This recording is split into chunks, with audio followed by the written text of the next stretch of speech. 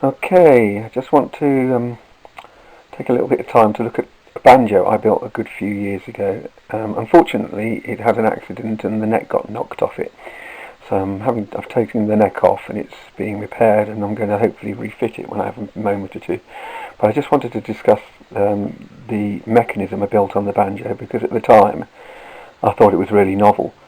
It probably still is. I don't think anybody else has ever done this. Um, so here's the banjo itself first of all. Um, and if I give you a close-up, the way I tensioned it was to use two links of chain, which I inserted into the inside of the banjo, and then they pulled down all the way around. If you can see, I've got links of chain going all the way around. They pulled down on the tension hoop, which probably unwisely was fitted with a screw, but actually it's been like this since 2011 and it hasn't shifted in any way particularly. And that was the beginning of the tensioning system. And then because I had all that tensioning on the inside, I was able to do this sort of inlay with cherry wood and so on and so forth. But the secrets to the banjo, if you want to call them secrets, are all about the way I built the pot on the inside. So I'm going to show you that now.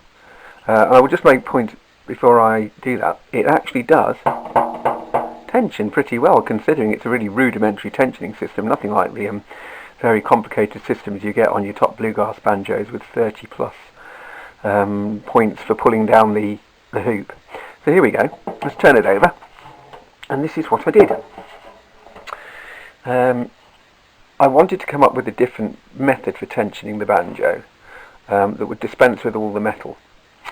So I decided I was going to use guitar tensioners as the means for winding the tension.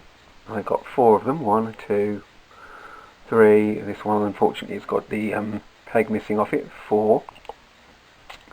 And what I did is I built, if you can just see this, I built a pot that was hollow.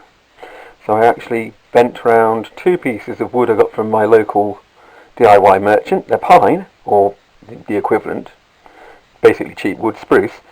I bent them round, I made a jig, I soaked them in the bath, bent them round, placed one inside of the other, placed spacers between the two to hold them apart, and then a full trim spacer on the top, which I can't show you because it's under the skin, but that didn't have spacers in it. It was just a full piece of wood going around on the inside, on the other side, on which sits a cherry wood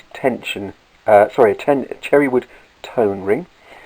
And then what I did, and this was the clever part, I thought at the time, I used Kevlar string and I zigzagged it up and down through the hoop, between the wall of the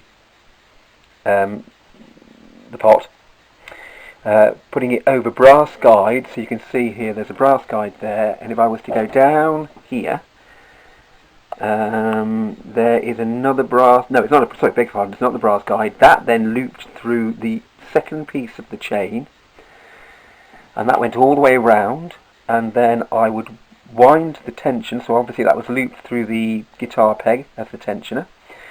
I could wind the peg, and that would then create the tension on the Kevlar, which would then pull, let's put it up to its side, which then pulled the tone ring down. Basically a form of cantilever.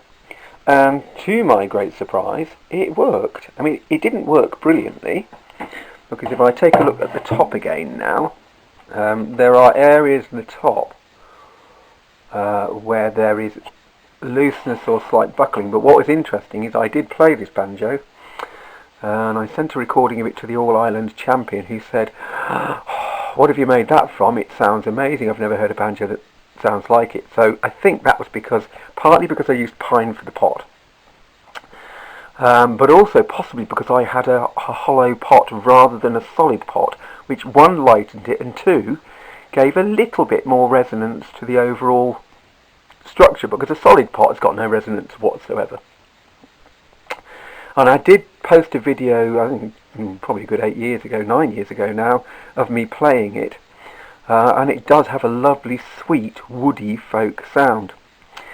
Now, clearly I could probably have improved on the design if instead of just putting it over, let's go back to here, if instead of just putting it over fixed brass runners, I'd had maybe a wheel that would have allowed the Kevlar to move far more freely, because obviously the Kevlar, it's very strong stuff, Kevlar, it's stronger than steel, but the Kevlar would quite clearly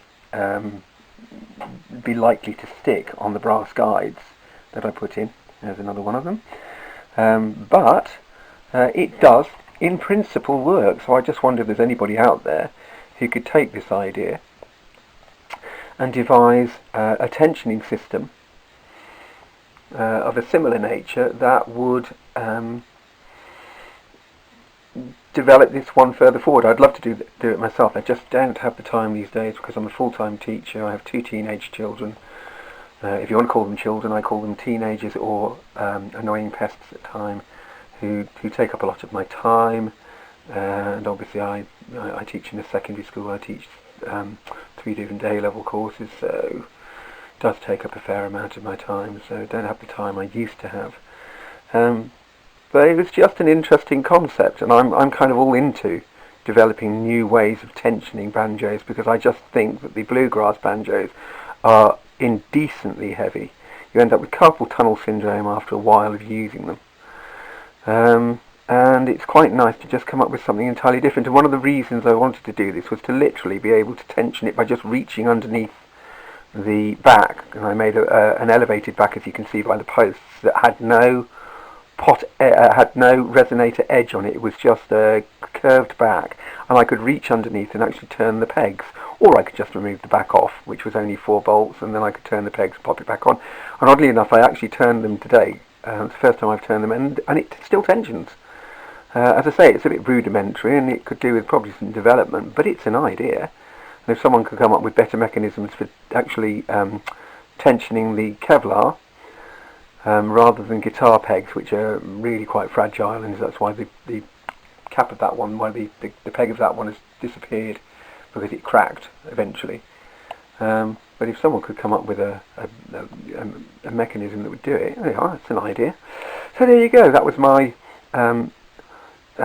wondrous banjo pot that I built. It's been 9 years ago now, and amazingly, it's been sitting for the last several years with the neck off it, and it's kept its tension. Nothing's snapped, it's not pulled apart, and it's an amazingly rigid structure. So it's just a different way of doing things. So there you go. Thought you might enjoy that. Cheers.